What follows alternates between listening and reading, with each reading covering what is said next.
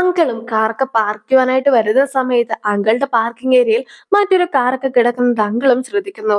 അങ്കിളിനും ദേഷ്യം വന്നിട്ട് ഇതിപ്പോൾ കുറെ ആയാലോ ഇവൾ ഇതേ പണിയൊക്കെ കാണിക്കുന്നു എന്നൊക്കെ പറഞ്ഞിട്ട് ആ ഒരു സ്ത്രീനെ കോൾ ചെയ്യുന്നുണ്ടെങ്കിലും അവർ ഫോണൊന്നും എടുക്കുന്നുണ്ടായിരുന്നില്ല. ഒരു പക്ഷെ ഇത് നമ്മുടെ ഹോഞ്ചിന്റെ ബോസ് ആകാനുള്ള ചാൻസ് ഒക്കെ ഉണ്ട്. എന്തായാലും ഇനി ഓഫീസൊക്കെ കാണിക്കുന്ന സമയത്ത് ഹോയങ്ങും വർക്ക് ചെയ്യുന്ന രീതിയിലൊക്കെ ഇരിക്കുന്നത് കൊണ്ട് തന്നെ അവൻ ഇപ്പോഴും വർക്ക് ചെയ്യുക ആയിരിക്കുമെന്നൊക്കെയാണ് ഓഫീസിലെ ബാക്കിയുള്ള സ്റ്റാഫ്സ് ഒക്കെ വിചാരിക്കുന്നത്. അതുകൊണ്ട് തന്നെ ഓരോരോ കുറ്റങ്ങളൊക്കെ അവനെ കുറിച്ച് സ്റ്റാഫ്സും പറയുന്നു. അതായത് അവൻ എപ്പോഴും വർക്ക് ചെയ്തുകൊണ്ടിരിക്കും, അവന്റെ തലയ്ക്കകത്ത് നമ്പേഴ്സ് മാത്രമേ ഉള്ളൂ, പിന്നെ ഏതൊരു കണക്കും ഒറ്റത്തവണ കണ്ടിട്ടുണ്ടെങ്കിൽ തന്നെ അതിൽ എന്തൊക്കെ തെറ്റുണ്ടെന്ന് അവൻ അപ്പോൾ തന്നെ മനസ്സിലാക്കുവാനായിട്ട് കഴിയും എന്നിങ്ങനെയുള്ള ഓരോരോ കാര്യങ്ങളൊക്കെയാണ് സ്റ്റാഫ്സും പറയുന്നത്. പക്ഷെ അവനെ അടുത്ത് കാണിച്ച് കഴിയുമ്പോഴത്തേക്കുമാണ് അവന് യഥാർത്ഥത്തിൽ കണക്കൊന്നും നോക്കുക ആയിരുന്നില്ല, മറിച്ച് ഹോഷുവിന്റെയും ചൂൺഹോയുടെയും ലവ് സ്റ്റോറി ഒക്കെ സക്സസ് ആകുവാനുള്ള റീസൺ തന്നെ താനാണെന്നൊക്കെ മനസ്സിലാക്കി ആകെ വിഷമിച്ചിരിക്കുക ആയിരുന്നു എന്നൊക്കെ കാണിക്കുന്നത്. അപ്പോഴേക്കും അങ്കിളും ഓഫീസിനകത്തേക്കൊക്കെ കടന്നു വരുന്നു. അതായത് ഇപ്പോൾ ഹോയിങ്ങിന് ഒരു പ്രൊമോഷനൊക്കെ കിട്ടിയിരിക്കുകയാണ്. അതുകൊണ്ട് തന്നെ എത്രയും പെട്ടെന്ന് ഹോയിങ്ങിനോട് ഹെഡ് ഓഫീസിലേക്കൊക്കെ ചെല്ലണമെന്ന് പറഞ്ഞ് അമ്മയും കോൾ ചെയ്തിട്ടുണ്ട്. ഇവര് ഫാമിലി ആയിട്ട് ഒരേ കമ്പനിയിൽ തന്നെയാണ് വർക്കൊക്കെ ചെയ്യുന്നത്. ഒരു പക്ഷേ ഇത് ഇവരുടെ കമ്പനി ആകാനുള്ള സാധ്യതകളും കൂടുതലാണ്. എന്തായാലും ഹെഡ് ഓഫീസിലേക്ക് എത്രയും വേഗം ചെല്ലണമെന്നൊക്കെ കേട്ട് കഴിയുമ്പോഴത്തേക്കും ഹോയിങ് സന്തോഷിക്കുന്നതിന് പകരമായിട്ട് ആകെ വിഷമത്തോടെയൊക്കെ ആയിരുന്നു പോയിട്ടുണ്ടായിരുന്നത്.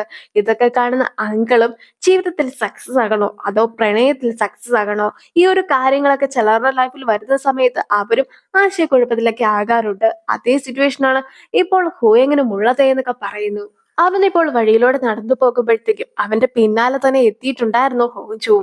എങ്കിൽ പോലും അവനെ കണ്ടതായിട്ടൊന്നും ഭാവിക്കാതെ അവനോട് സംസാരിക്കാതെ ഒരു ഡിസ്റ്റൻസ് ഒക്കെ കീപ്പ് ചെയ്ത് അവളും പതിയെ അവന്റെ പിന്നാലേക്ക് നടക്കുകയാണ്. അങ്ങനെ ഇരിക്കെ അവൾ പിന്നിലുണ്ട് എന്നൊക്കെ അവിടെ ഉണ്ടായിരുന്ന ഒരു ക്ലാസ് വഴിയൊക്കെ അവൻ കാണുന്നുണ്ട്. പക്ഷെ അവൻ തന്നെ ശ്രദ്ധിക്കാതെ ഇരിക്കുവാനായിട്ട് അവളും വീണ്ടും പിന്നിലേക്കൊക്കെ ആയിട്ട് നിൽക്കുന്നു. എന്തായാലും അവളെ കണ്ടു എന്ന് ഉറപ്പായതുകൊണ്ട് തന്നെ അവളും അവന്റെ അടുത്തേക്കൊക്കെ ചെന്ന് സംസാരിക്കുകയാണ്.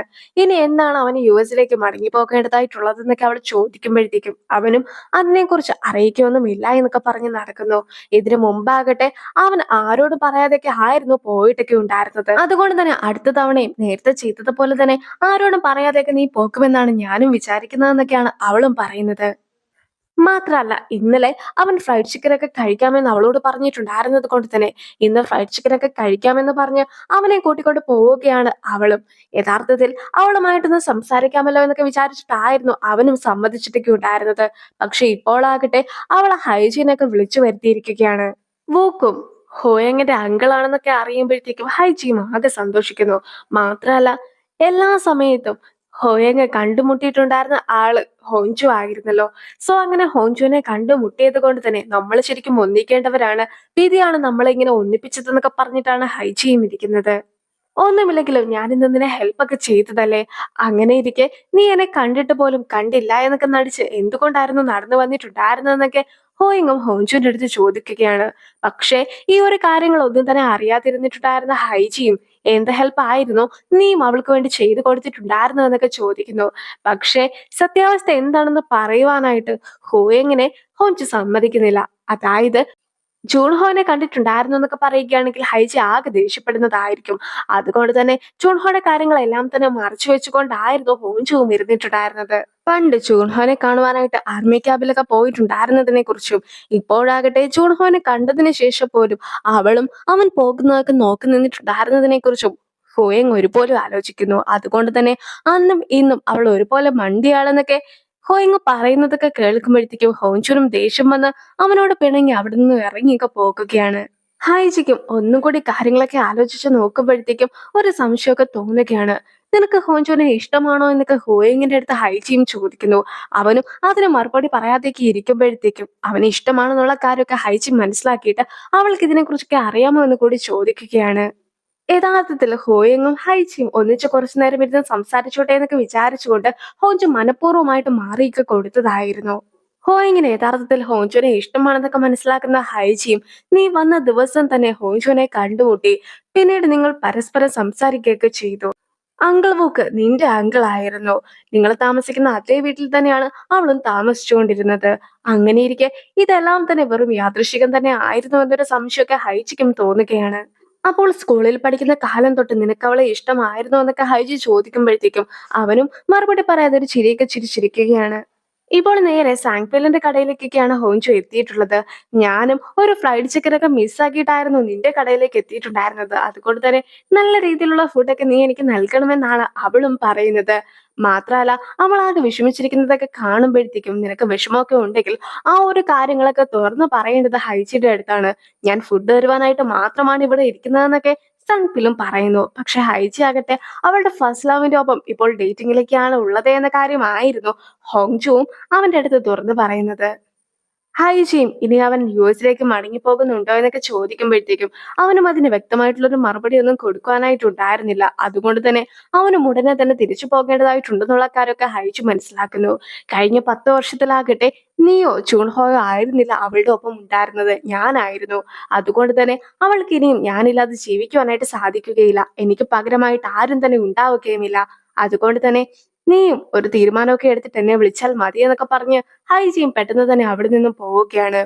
നേരത്തെ ഹൈജിയുടെ കൂടെ ഇരുന്ന സമയത്താകട്ടെ ഇന്ന് തിങ്കളാഴ്ച ആയതുകൊണ്ട് തന്നെ നമ്മൾ ആരും തന്നെ മദ്യമൊന്നും കുടിക്കുകയില്ല എന്നൊക്കെ പറഞ്ഞിട്ടായിരുന്നു ഹോഞ്ചു ഇരുന്നിട്ടുണ്ടായിരുന്നതെങ്കിലും ഇപ്പോൾ ഒറ്റയ്ക്കിരുന്ന് മദ്യമൊക്കെ കുടിക്കുകയാണ്.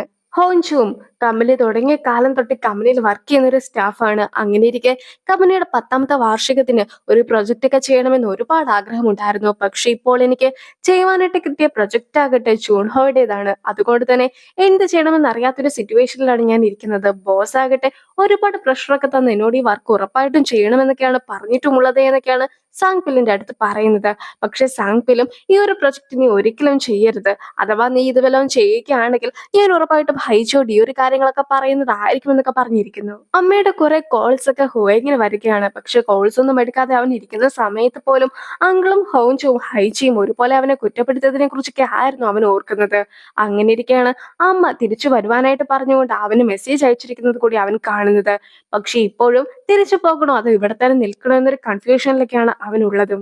ഹോഞ്ചുവും ഇപ്പോൾ വീടിന് മുമ്പിലൊക്കെ എത്തിയിട്ടുണ്ട്. എങ്കിൽ പോലും ഹോയിങ് തിരിച്ചു വന്നോ ഇല്ലയോ എന്ന കാര്യമൊന്നും അവൾക്ക് അറിയിക്കുകയില്ല. അവൾ വിചാരിക്കുന്നത് അവർ ഇപ്പോഴും ഒന്നിച്ചായിരിക്കും ഉണ്ടായിരിക്കുക എന്നൊക്കെയാണ്. അതുകൊണ്ട് തന്നെ ഹൈജിനെ വിളിച്ച് ശല്യം ചെയ്യുവാനായിട്ട് അവൾ തയ്യാറായിരുന്നില്ല. മാത്രമല്ല ഒരുപാട് കഷ്ടപ്പെട്ടിട്ടായിരുന്നു ഞാനും നിങ്ങളെ ഒന്നിപ്പിച്ചിട്ടൊക്കെ ഉണ്ടായിരുന്നത്. അതുകൊണ്ട് തന്നെ അതൊക്കെ മനസ്സിലാക്കി വേണം ഇനിയും നിങ്ങൾ പെരുമാറുവാൻ എന്നൊക്കെ ഹോയിങ്ങിന്റെ വീട്ടിലേക്ക് നോക്കി പറഞ്ഞതിന് ശേഷമാണ് അവളും വീട്ടിലേക്കൊക്കെ ചെല്ലുന്നത്.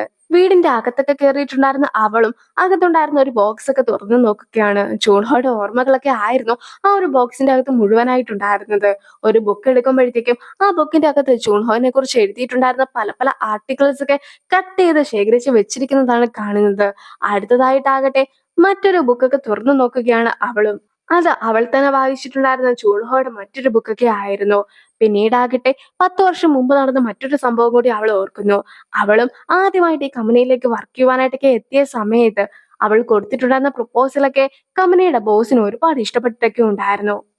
അങ്ങനെ ഇരിക്കെ ബോസും അവളോട് റെസ്യൂമെ ഒക്കെ ചോദിക്കുമ്പോഴത്തേക്കും അവളും അവളുടെ റെസ്യൂമെ ഒക്കെ കൊടുക്കുകയാണ്. പക്ഷെ അതിന്റെ അകത്താകട്ടെ അവൾ പഠിച്ച സ്കൂളിന്റെ പേര് മാത്രമായിരുന്നു ഉണ്ടായിരുന്നത്. അതായത് മറ്റൊരു രീതിയിലുള്ള ക്വാളിഫിക്കേഷനും അവൾക്ക് ഉണ്ടായിരുന്നില്ല. പക്ഷെ വലിയൊരു കമ്പനിയാണ് ഇതേ എന്നും ഈ ഒരു കമ്പനിയിലേക്ക് വരണമെങ്കിൽ മിനിമം ഒരു ക്വാളിഫിക്കേഷൻ ഒക്കെ ഉണ്ടായിരിക്കണമെന്നും ഒക്കെ പറഞ്ഞ് ബോസും അവളെ തള്ളിക്കളയുവാനായിട്ടായിരുന്നു നോക്കിയിട്ടുണ്ടായിരുന്നത്. പക്ഷെ അവളാകട്ടെ ഇന്റർവ്യൂവിനൊക്കെ വരുവാനായിട്ട് അവളും ഈ ഒരു പ്രപ്പോസൽ ഒറ്റ ദിവസം കൊണ്ടൊക്കെ ആയിരുന്നു എഴുതി തീർത്തിട്ടുണ്ടായിരുന്നത്. രാത്രിയിൽ അവൾ ഈ പ്രപ്പോസലൊക്കെ എഴുതുവാനായിട്ട് തുടങ്ങിയ സമയത്താക്കട്ടെ ഒരുപാട് ഇഷ്ടം തോന്നുകയും ബാക്കിയുള്ള ആൾക്കാർ ഇവൾ ആനിമേറ്റ് ചെയ്യുന്ന ചിത്രങ്ങളൊക്കെ നോക്കി ഇരിക്കുകയും ചെയ്യുന്നതിനെ കുറിച്ചൊക്കെ സ്വപ്നം കണ്ടുകൊണ്ടായിരുന്നു ഈ ഒരു പ്രപ്പോസലൊക്കെ അവൾ കംപ്ലീറ്റ് ആക്കിയിട്ടുണ്ടായിരുന്നത്. രാത്രിയാകട്ടെ ഇത് എഴുതിക്കൊണ്ടിരിക്കുന്നതിനിടയ്ക്ക് ഇതിനോടുള്ള ഇൻട്രസ്റ്റ് കാരണം നേരം വെളുത്തത് പോലും അറിഞ്ഞില്ല. തനിക്ക് അത്രത്തോളം ഇഷ്ടമുണ്ട് ഈ ഫീൽഡിലൊക്കെ നിൽക്കുവാനെന്നൊക്കെ അവൾ പറയുന്നത് കേട്ട് കഴിയുമ്പോഴത്തേക്കും ബോസും ആകെ ഇംപ്രസ്ഡ് ആയിട്ട് അവളെ ജോലിക്ക് എടുക്കുകയായിരുന്നു ചെയ്തിട്ടുണ്ടായിരുന്നത്. പിറ്റേ ദിവസം രാവിലെ തന്നെ അവളും ഓടി ഓഫീസിലേക്കൊക്കെ എത്തിയതിനു ശേഷം ഞാൻ ഈ പ്രൊജക്ട് ഒക്കെ ചെയ്യുവാനായിട്ട് തീരുമാനിച്ചിരിക്കുന്നു എന്നൊക്കെ ബോസിനോടും പറയുകയാണ്. പക്ഷെ അത് ഒരിക്കലും ഇത് ജൂൺഹോയുടെ പ്രൊജക്ട് ആയതുകൊണ്ടല്ല, മറിച്ച് ഈ ഒരു പ്രൊജക്ട് താൻ ചെയ്യാതിരിക്കുകയാണെങ്കിൽ പിന്നീട് ഒരു പക്ഷെ നല്ല കുറ്റബോധം തോന്നിപ്പോയാലോ. അതുകൊണ്ട് തന്നെ ഇതുവരെ ചെറിയൊരു പ്രൊഡ്യൂസർ മാത്രമായിരുന്നു താൻ ഈ ഒരു പ്രൊജക്ടിലൂടെ മെയിൻ പ്രൊഡ്യൂസർ ആവുന്നതായിരിക്കുമെന്നൊക്കെ ഹോഞ്ചു പറയുമ്പോഴത്തേക്കും ബോസും അവളെ നല്ല രീതിയിൽ തന്നെ സപ്പോർട്ട് ചെയ്യുന്നു. ഇപ്പോഴാകട്ടെ തന്റെ ഇവിടെയുള്ള വർക്കെല്ലാം തീർന്നു എന്നൊക്കെ പറഞ്ഞ് ഹോയെങ്ങും പോകുവാനായിട്ടൊക്കെ റെഡിയായി നിൽക്കുകയാണ്. വേറെ ആരോടും തന്നെ ഒരു ബൈ പോലും പറയാതാണ് അവന് പോകുന്നത്. അതുകൊണ്ട് തന്നെ ഹോഞ്ചിയുടെ അടുത്ത് നീ പോകുന്ന കാര്യമൊക്കെ പറയേണ്ടതായിട്ടില്ലേ എന്നൊക്കെ അങ്ങള് ചോദിക്കുമ്പോഴാകട്ടെ ഞാൻ എന്തായാലും പറയാതെ പോകുകയുള്ളൂ എന്ന കാര്യം അവൾക്ക് മുൻകൂട്ടി അറിയാം. അതുകൊണ്ട് തന്നെ ഞങ്ങൾ എപ്പോഴൊക്കെ കണ്ടുമുട്ടിയിട്ടുണ്ടെങ്കിലും അപ്പോഴൊക്കെ അവളും ഒരു ഗുഡ് ബൈ പറഞ്ഞിട്ടൊക്കെയാണ് പോകാറുള്ളതെന്നാണ് അവനും പറയുന്നത്. അപ്പോൾ ആ ഒരു സീനോട് കൂടി ഈ ഒരു വീഡിയോ അവസാനിപ്പിക്കുകയാണ്. അടുത്തൊരു വീഡിയോ ആയിട്ട് ഇത്രയും വേഗം കാണാം. ബൈ.